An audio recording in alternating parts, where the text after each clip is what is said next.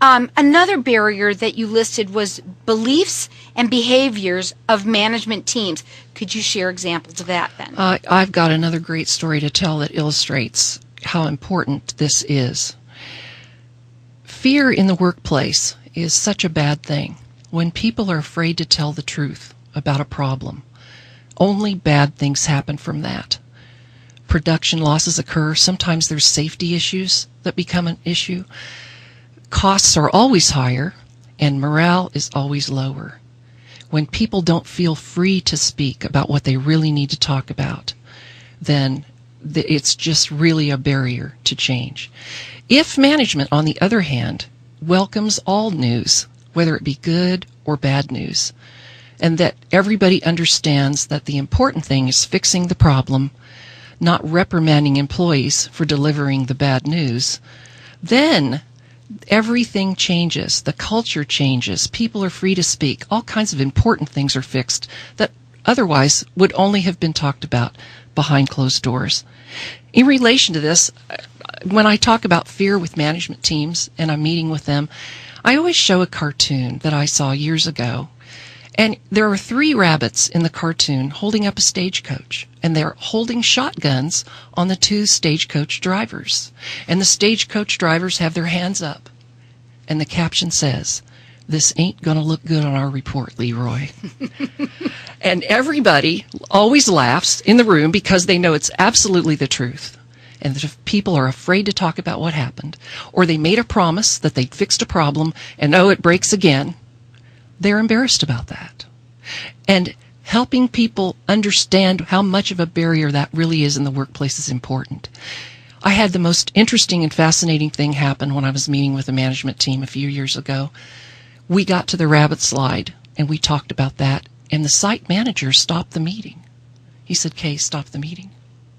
And he stood up, and for 10 minutes, he shared with his people what their problems were that they weren't talking about. And he said, "Guys, we sure have a lot of rabbits around here." And the moment he said that, he freed them to talk about things they'd never been able to talk about before. Turns out there were people sitting at the table, department heads, that had problems between departments for years and were afraid to confront each other about them. There were all kinds of rabbits, if you want to call them that, kept happening over and over, and they kept dealing with them over and over. And from that moment on, as I worked with that team of people, they were different. They were able to talk about anything, and it was the most amazing thing to see what happened.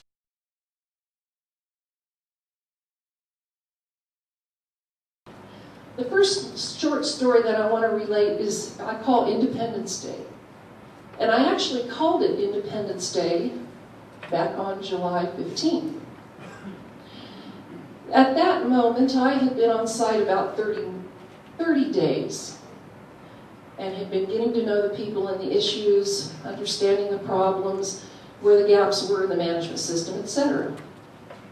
Working with one of the superintendents who desperately needed to develop his supervisors. He had a lot of new supervisors, relief supervisors who would stand in, and there had never really been even job expectation shared, even job description shared in some cases with these guys. And they were just coming in every day trying to do the best job they could. So we put together an all-day session to help develop them. There was some administrative training included. It was all really good. There was one thing that had to be taken care of first. A well-meaning management level person on the other side of the plant had been for years stepping over his level of authority to help that other side of the plant out. Because he knew everybody there, he cared for the plant, he saw that managers on the other side of the plant were getting simple things, maybe like gloves or tools or whatever this group needed. And so he just said he would, even though he didn't have the authority. And he'd been doing this for years. And he had a lot of family and friends there, and he was somewhat of a person who had a lot of influence, and actually people were afraid to approach him about this issue. So he just continued to do this, believing in his own heart that he was doing the right thing. And so that morning, on July 15th, I woke up at 4:30 and thought about him. And I thought, you know what? Today's the last day he can do that. Because we're training these people, we're arming them now. They're going to be more effective starting tomorrow than they were today. And if he continues, he's going to be undermining the ability of this other group to have success. And so, I sent an email at 4:30 in the morning, and I asked him and his boss to meet me at 6:30 in the plant office. And of course, they were already up. So they immediately responded and said, sure, we'll meet you, no problem. I didn't tell them what the meeting was for. So I walked in, and they were both there, and I shut the door. And they said, well, isn't anybody else coming? I said, no, this meeting's just for you guys. And this gentleman had already shared with me the things that he was doing in behalf of the other side of the plant. So it was no secret. And I said, you know all those things you've been telling me about, that you've been doing for the other side of the plant to help them out? How guys come to your door all the time and say, hey, will you get me this? I need that. You always say, sure, no problem. I said, today is the very last day that you can do that.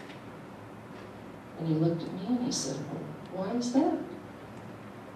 And I said, because if you try it one more time after today, you're going to be undermining the authority and the ability of this department, who's trying their best to empower their people. And I'm going to ask you to stop. And he said, well, what am I going to tell the people that come to my door today? What am I going to tell them? They're counting on me. I've always said yes. And I said, well, today you'll have to tell them, starting today, I'm sorry, but you'll have to go talk to your supervisor. And he looked at me and he said, okay, I'll do it. 9 months later, and by the way, he's done a great job keeping his word. But April 15th, I had a one-on-one meeting with him.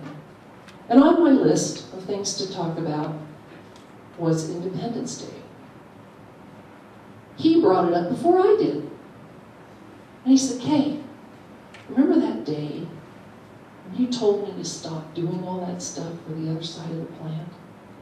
I said, sure, I remember. I said, it had to be the hardest request anybody's ever made of you, because I know how much you care about everybody here. And he said, you're right, it was the hardest request anybody's ever asked me.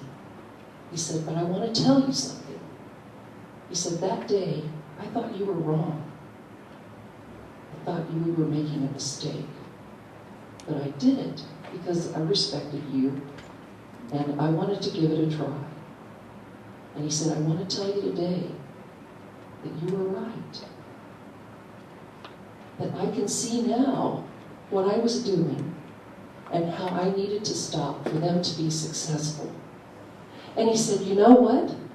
It's a lot easier to do my job now, because I'm only doing my job. I'm not trying to do anybody else's. What a fabulous thing for him to share with me after all those months. But the important part of the story is he had to make a personal choice to do that, and to stay committed to that choice. I had no authority over him. He could have told me yes and 5 minutes later gone out and continued to do what he wanted to do. But he chose to stay committed, and he's still committed today. And I've told him over and over how proud I am of him for making that choice.